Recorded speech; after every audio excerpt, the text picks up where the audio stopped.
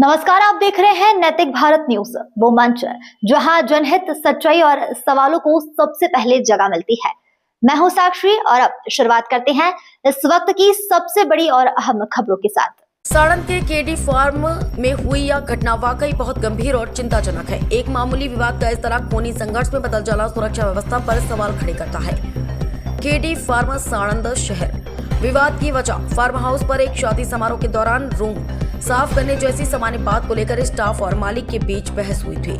हमला जब फार्म के मालिक निखिल पटेल कनु पटेल मामले को शांत कराने पहुंचे तो कुछ समय बाद वेटर स्टाफ ने बाहर से आने लोगों की भीड़ बुलाई और धारदार हथियारों से जानलेवा हमला कर दिया।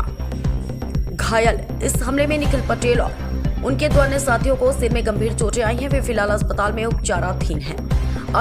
मुख्य आरोपी के रूप में माजिद और साहिल के नाम सामने आए हैं।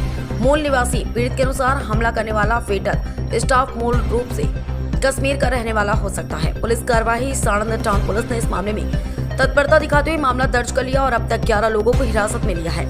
पुलिस आगे की जांच कर रही है ताकि अन्य दोषियों को भी पकड़ा जा सके। रिपोर्टर भरत सिंह चौहान सानंद से। हूँ निखिल पटेल, केडी फार्मનો માલિક।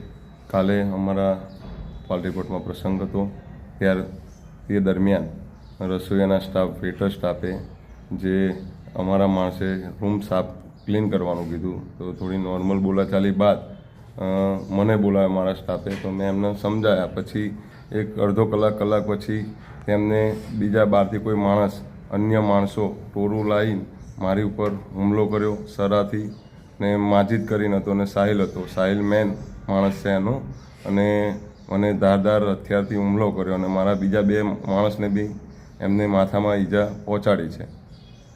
અને એ જ્ઞાતિ લગભગ વેટર સ્ટાફ કાશ્મીરના મુસલમાન મને જાણવા મળ્યું છે કે એ સ્ટાફ હતો।